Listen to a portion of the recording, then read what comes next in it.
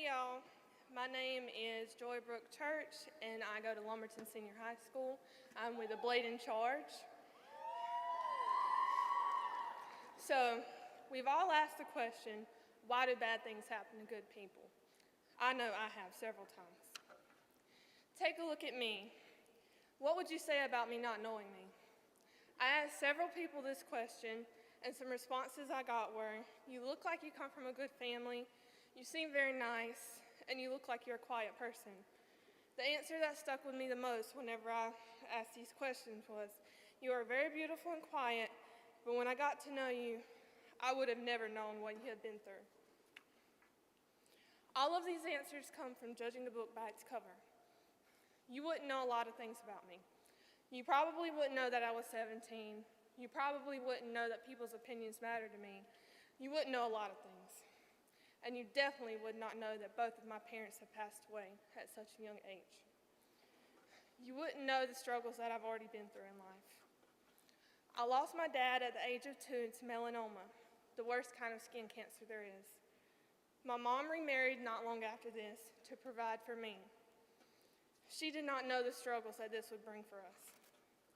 I never realized how hateful my stepdad was until I was old enough to understand. I was never physically abused, but I was verbally abused, me and my mom. He would shove us into the ground with his words, and it made me feel like nothing.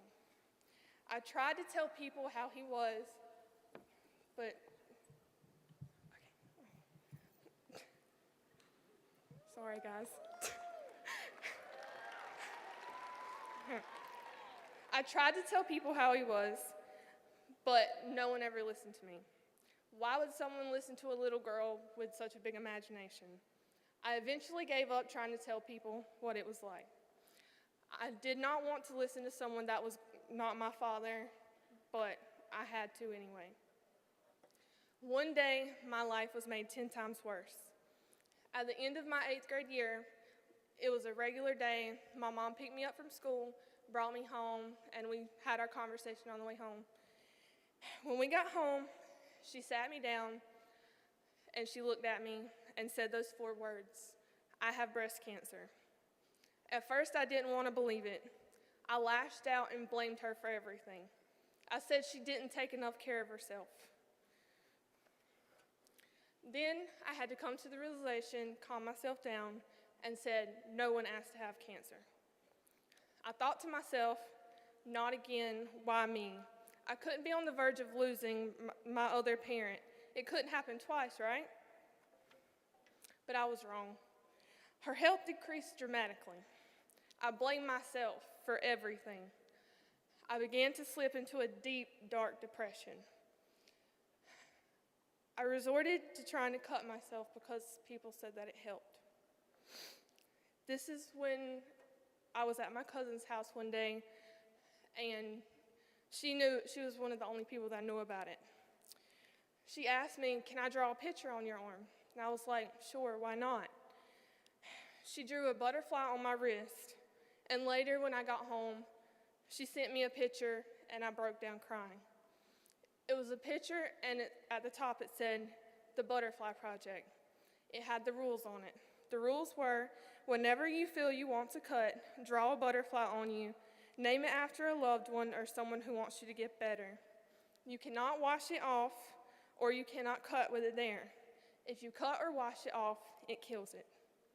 This is what made me stop cutting, and I can't thank her enough.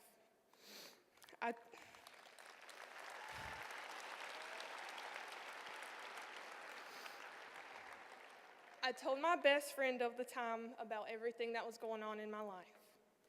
Not long after I told her, we got in a huge fight that ended our friendship. She told me that it would be better if I continued to cut myself, that she told me I should just kill myself, that because no one would miss me. She told me that I wasn't worth anything. The more I was told this, the more I began to believe it. Of course, the thought of suicide came to my mind. I never told anyone, but it was always in the back of my mind. I would sit on my floor in my room and think of different scenarios that could happen, but I just could not do it. I didn't have the courage. and I didn't want to do that to my family, and I knew I wanted to go to heaven. I thought my mom was okay still, but I was wrong once again. She was in the hospital my 9th grade year. The doctor said that it had reached her liver and it could be any day now. I refused to lose her, and I prayed and said, "Everyone, don't give up." I thought I had witnessed a miracle. It had been a month, but it was back for a third time, and it was so much more powerful. That's when I realized that my mom was dying. Having to watch your mom suffer and die is probably one of the worst things that could ever happen, and I would not wish it upon anyone. The last thing she said to me before she slipped into a coma was, "I love you more." That night, whenever she told me that, I had the sudden urge to grab my Bible and read Philippians 4:12 through 13. I had no idea what the verse was. I didn't even know if it existed, but I read it anyway. It reads, "I know how to be brought low, and I know how to abound. In any and every circumstance, I have learned the secret of facing plenty and hunger, abundance and need. I can do all things through Christ who gives me strength." After I went to sleep that night, I was woken up about 2 hours later, and that was when they said it. She was gone. I had lost my dad, my mom, I'd be losing my home, and it was possible that I would have to switch schools. Therefore, I would be losing my friends also. And it felt like I was losing myself this whole time. But that's when I moved in with my aunt, uncle, and cousin, and that was the best thing that could ever happen to me. I began to look on the brighter side of things. I was closer to my family. I had a nicer home. I was not going to be sent to foster care. My mom wasn't hurting anymore, and I was finally away from my stepdad. The thing I was happiest about the most was being able to go to church every Sunday, and I was excited about pilgrimage that year. Pilgrimage 2011 was the year that changed my life. That year, I stayed numb for that Friday and Saturday. On that Sunday, I prayed to cry. That's all I wanted to do. I prayed to cry because I had not cried much in the past 2 months, and it just felt like I was empty on the inside, going through the motions.